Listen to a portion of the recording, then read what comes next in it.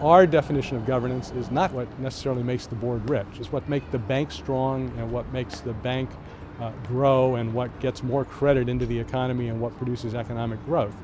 Fortunately, doing all of those things produces a great deal of wealth for the board and the management of the bank. Right?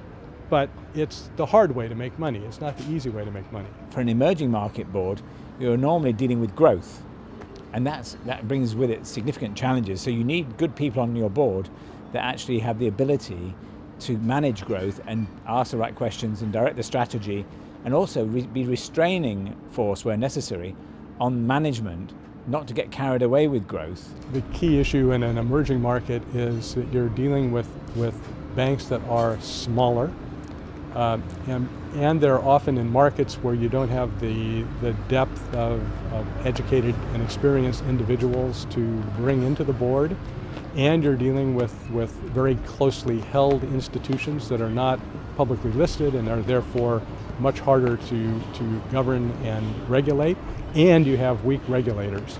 And the combination of all of that means that governance is actually far, far, far more important in emerging markets, but it's much, much, much harder to do.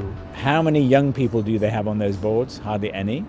And how many women do they have on those boards? Not enough. And yet, when you look at their customer base and you look at the demographics, particularly in Africa and Asia, it's the young people that are going to be using banking services. It's the young people that are going to be entrepreneurs, and it's the women as well. So I think another challenge is trying to improve the composition of boards to take account of that reality. I think if you see too much complacency, not enough deep thinking and disagreement and exploration of ideas, then you wind up with a governance structure that doesn't really work. It's not very effective.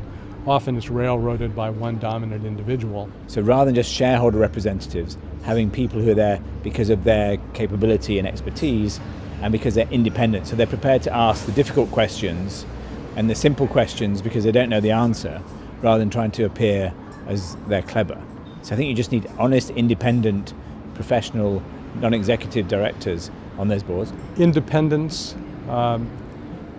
working for the benefit of all the constituencies in an equal basis, thinking about, yes, management needs to make money, but the staff need to have jobs, the society needs to have good loans, the depositors need to have security in their deposits.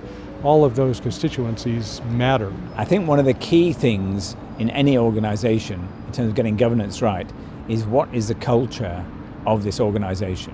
What are the values of this organization? I think there's a long way to go in terms of improving good governance so that you get the best board possible, and you're always asking the question, how can we do better? Rather than that's the board and it just stays the same forever.